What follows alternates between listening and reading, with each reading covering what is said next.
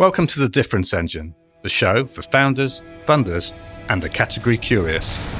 Don't confuse size, don't confuse valuation with category leadership. I'm not the only person frustrated by this. You disagree with my analysis. I do. You either acquire or you are acquired. Imitation is the sincerest form of flattery, and it's proof that you're winning the argument. We all know history is written by the winners.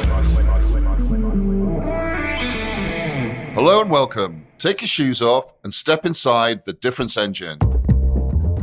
Today we'll be asking if it's time for some recategorisation in SaaS, what Zuckerberg really means when he talks about the year of efficiency, and what are the key ingredients for the perfect lightning strike. But first, why have people got it in for Europe?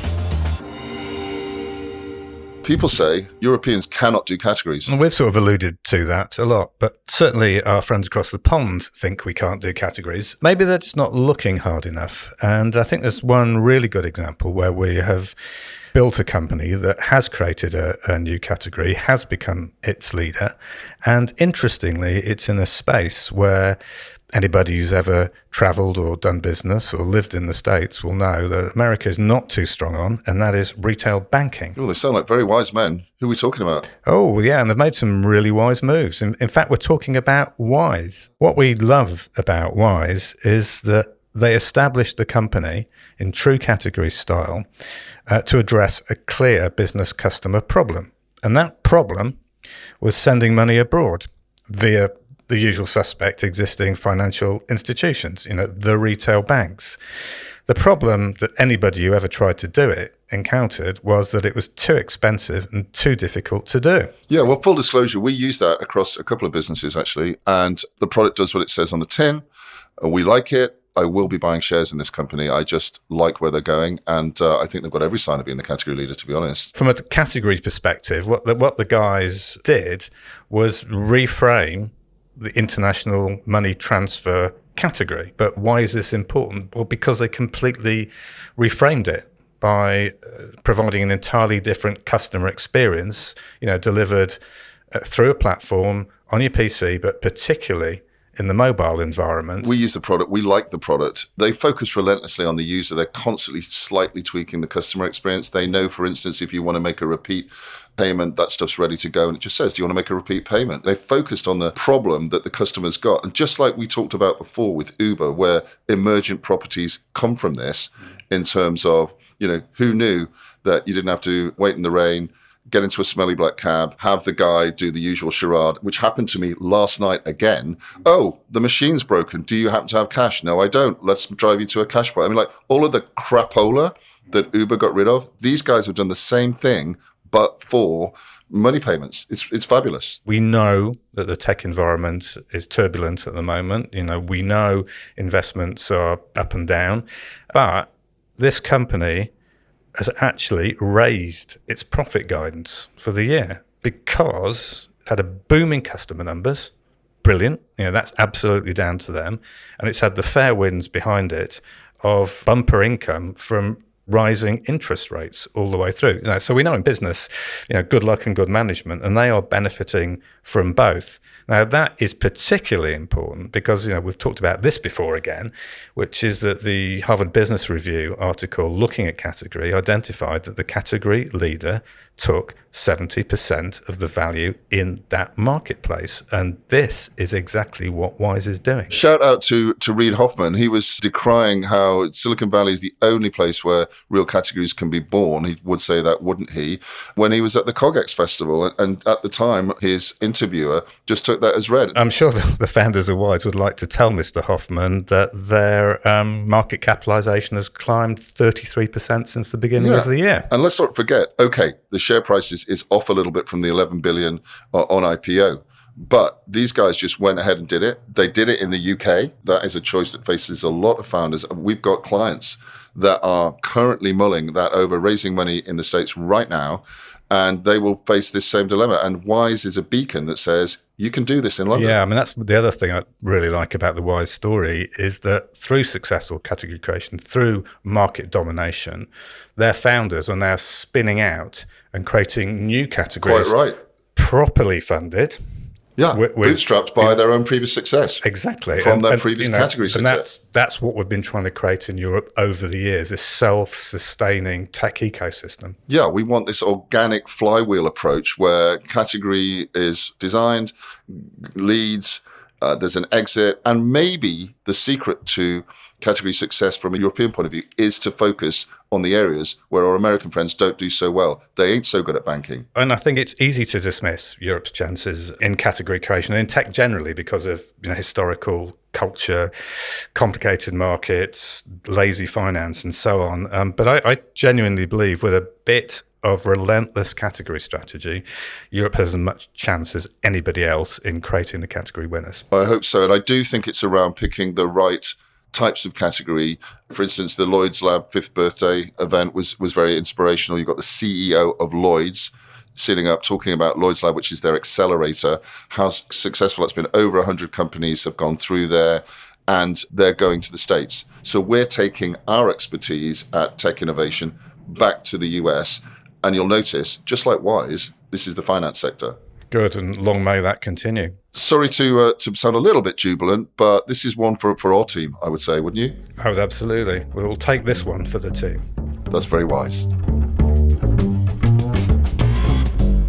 Let's get going with this one. The tech session is raging on. And the question is, are we heading towards the tech apocalypse? This tech session, really started to bite in about very early 2022. All the commentary at the time was, it'll be over pretty quickly. There's a whole load of dry powder waiting to be spent. And the question we have to ask is, where is that dry powder?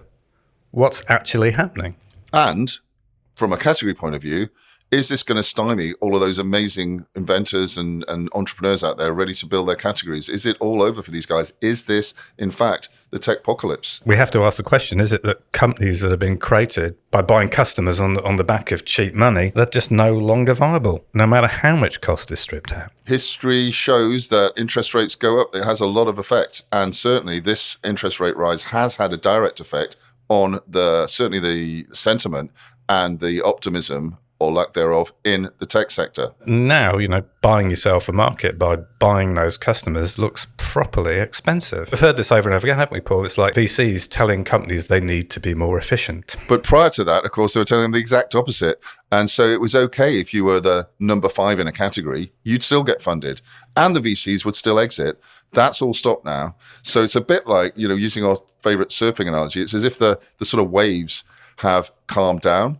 And it's only those with the proper amount of momentum and a bit of technique can surf towards the shore. Everyone else going to sink. Yeah, most people are surfing mud right now. That's the problem. And, inflation's making even B-player employees look for raises. Lots of people looking for the sort of raises that they can have in the good times, whilst also companies are laying off. And that's not the only cost that has risen. Well, cloud providers are jacking up the prices, aren't they? Yeah. So you see in places that perhaps they're not expecting us to look like South America, the large cloud players are jacking their prices up 30%. It's coming here, and you're going to be paying more for your cloud providers, notwithstanding the fact that the UK government said there's going to be some sort of investigation into pricing. Well, that's great, but it's not going to report for 2 years, we hear. So in the meantime, there's a lot of hardship to come. If you've done a cut or two in your business and you think you're done, your investors may not agree. Now, there may be an upside here. One of the things we saw in previous expansions and contractions is that some of the folks that made good, and I'm thinking of the people, the PayPal mafia, the folks at Meta, the 100+ companies that the alumni of Skype have now set up, and of course Uber and all of those companies. These companies have spawned a diaspora of talent. But what we've seen this time is, I think, a pretty new phenomenon as tech has become more normalized in the economy, of the tech tourists. Oh, come now. These are the ones who arrive from other industries, see the financial model, see the excess spending, take large salaries, money off the table, and developments, all paid for by the free money from investors that we've seen, and have had little expertise. And some of those companies are crashing quite spectacular. They are, and part of natural human schadenfreude, we sort of quite like to see some of the people getting their comeuppance. Well, it's nice to see the market actually working, and if we get rid of some of these tourists, because this lot are built many of out. whom are paid for out of the public purse. Let's be clear about this. Yeah, we can actually start to build some really amazing new categories that will drive the industry forward. So it's bittersweet, but I suppose what we can say is after this year of efficiency, thank you, Mr. Zuckerberg, what we're seeing now is we can say cheerio to all the tech tourists and get on with building amazing new tech categories which actually drive humanity forward. There's still some very serious work we think needs to happen right now. Yeah, now is the time to do it.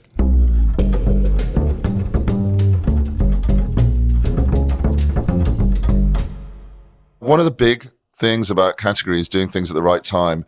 And so one of the questions we've got is whether it's the right time for a recategorization, and specifically SaaS, software as a service. I think time could be running out for many SaaS companies and the categories. Let's remind ourselves, software as a service is not a category. All it really means is a different way of delivering software on a subscription model over the cloud. So every subcategory of SaaS, everything from file sharing through video products, through rev products, has at least one, possibly two leaders, and at least 5 to 10, maybe never going to make it. You've got this cornucopia of SaaS products, and what seems to have happened, as happened in many cycles before, is that we've got sprawl.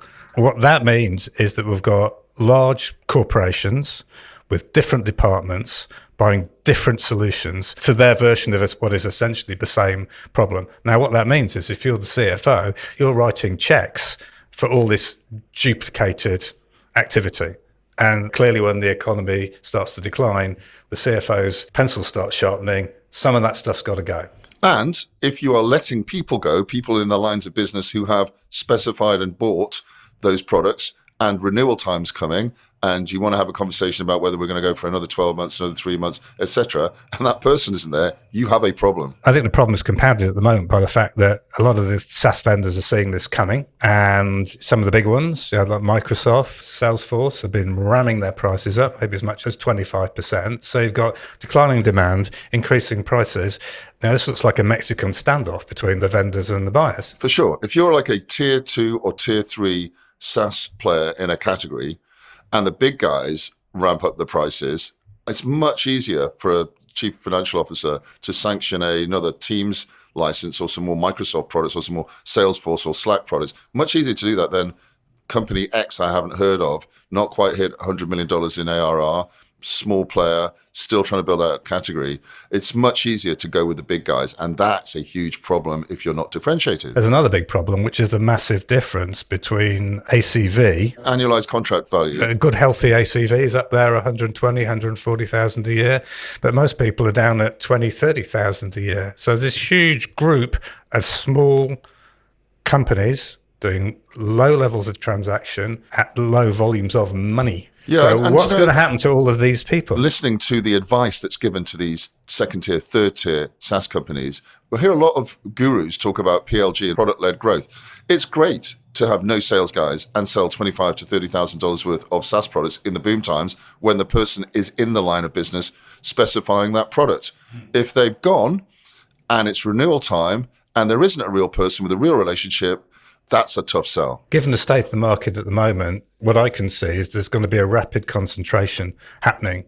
You know, those with the wherewithal to go and buy their competitors are going to concentrate the market. But there's going to be a whole load of companies wondering, what do we do next?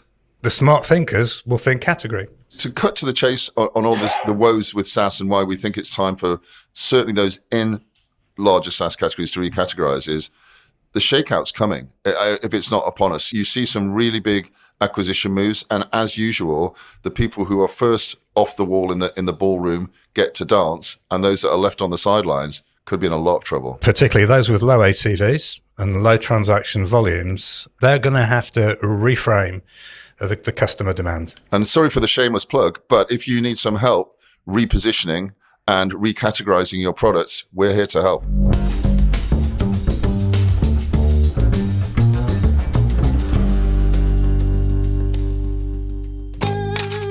You've got to learn to earn. A lightning strikes when all of the pre-work becomes public. It's when strategy becomes reality. But why is a lightning strike different from business as usual And how do you capture that lightning? This is one of the most common questions we get about category, and this is where a lot of the confusion around marketing and category happens. So it's great to create an amazing category, and obviously you need to bring that to market, but it only results in revenues when you get out there and convince others of your point of view, which does involve some marketing, but it's not marketing. So what makes a lightning strike different from business as usual? And the first thing to say is business as usual in marketing is spreading your budget like peanut butter nice and thin across the bread. But really a lightning strike is the opposite of that. So it's every single bit of focus you can give it all at once to create a dramatic effect.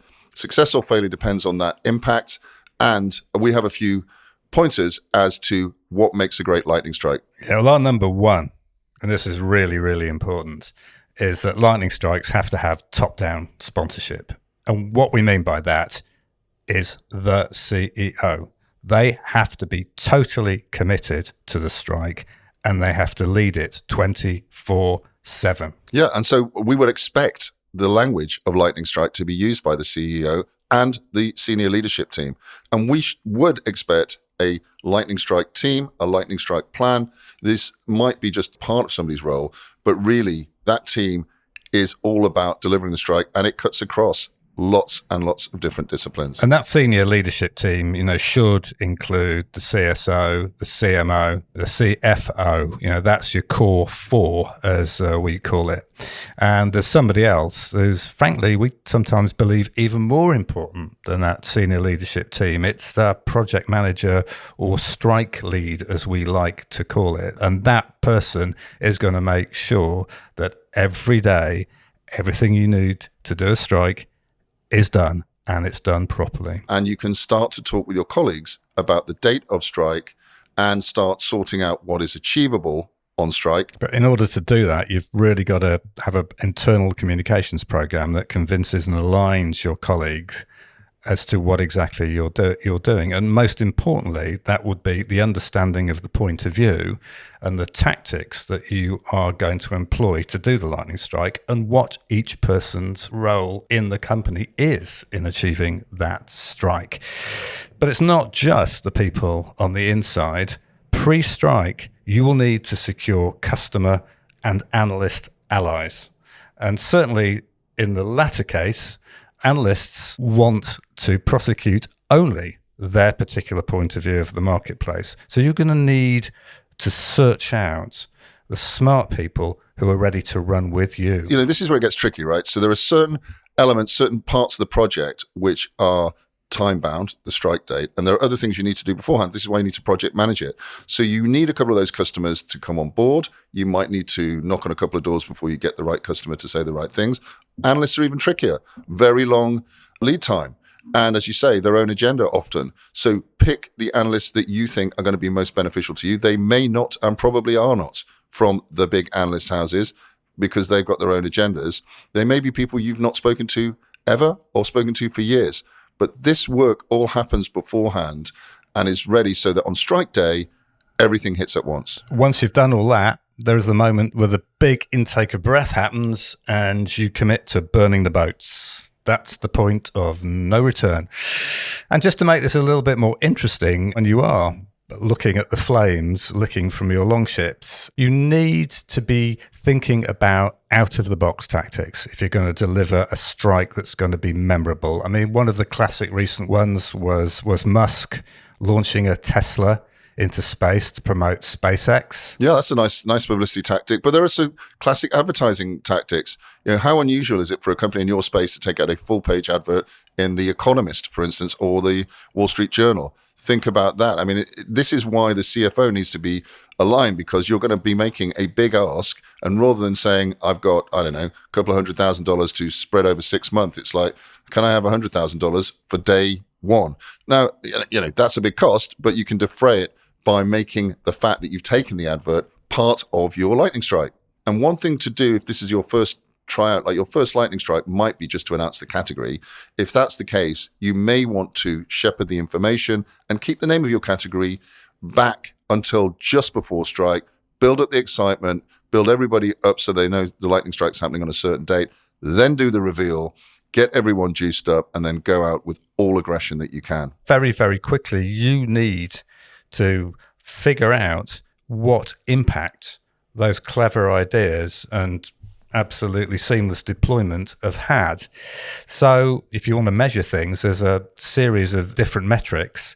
The first one, which we love, in the many projects we've done in the area, this is the one that I think floats our boat the most, is when the competitors start reacting, either rubbishing what is being said or very, very quickly changing their own strategy to mirror the new conditions that we've created in the marketplace. Yeah, and some of the out-of-the-box tactics we talked about are designed just for this purpose, just to create a reaction in the marketplace to differentiate yourself from everywhere else. You might, as Gainsight did, write the book on customer success, launching a car into space, pretty extreme. You might decide to create badging for your service levels, and so bring your customers along with you and announce that. You might do out-of-home advertising outside a major conference. It's not a big cost. It's pretty guerrilla marketing, even if you're not attending that event. And these are all the sort of wacky tactics that you do. And one of the things, as you say, is you want the competition to react. And also you want the analysts to disagree. If they thought of your category, they would be the ones prosecuting it, which you don't want. You want it to be you. So a little bit of analyst disagreement, not a bad thing. But the other thing you've got to be looking for, and this is sort of the acid test as to whether you have led up to the strike correctly, is that the internal enthusiasm in your firm for the fact that you are gung-ho and sticking out is the thing you should be looking for. And if it's not there, you may need to do some re-education, drip through, explain what you're doing. We've been in this business 60, 70 years doing this stuff between us.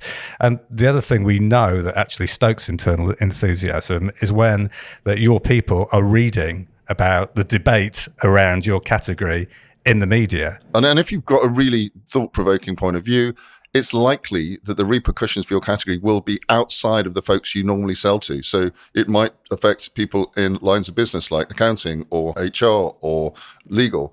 You want to use the media, not just the business as usual media, the media outside, to get involved with debating whether or not your point of view is valid or not. And again, this gives the feeling of to the internal team that you're really making a difference here. And obviously you want that customer feedback, and you should design this to be gathered before lightning strike and revealed at lightning strike. So just to be clear, there are 7 things you need to be considering for an effective lightning strike. First, top-down CEO sponsorship. Second, establish a senior leadership team. 3, appoint a project manager or a strike lead. 4, convince and align your colleagues on your point of view and tactics. 5, secure customer and analyst allies. 6, burn those boats. And lastly, deploy out-of-the-box tactics.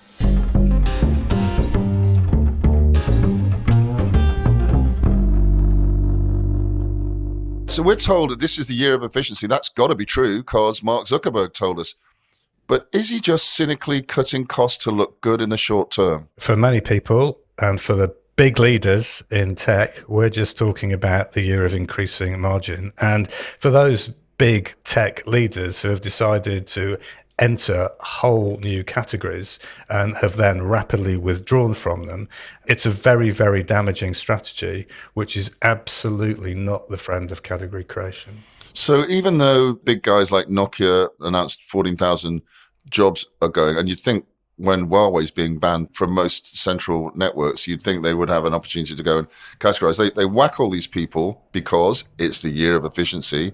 But Will, doing these cost reductions to please shareholders, does that damage their chances of being a future category contender? It does. And it sort of beggars belief that Mark Zuckerberg should have come up with the phrase the year of efficiency and simultaneously pursue 2 very, very ill-advised attempts to be a category leader or a category player. One has absolutely come to nothing at the moment. I think another one shortly will.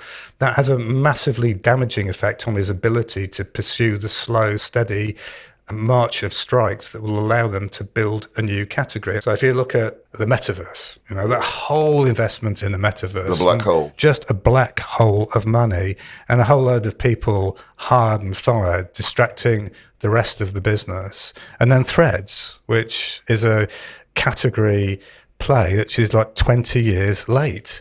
These are massive distractions from where they need to go next. The optics look a bit confusing. They whack a load of people and their revenues go up. So 21,000 people since autumn of last year whacked at Meta, 17,000 people at Amazon. But meanwhile, Amazon has tripled its profits and reported its highest level of sales since the pandemic. So optically, you could be very simplistic and say, cut people, make more money.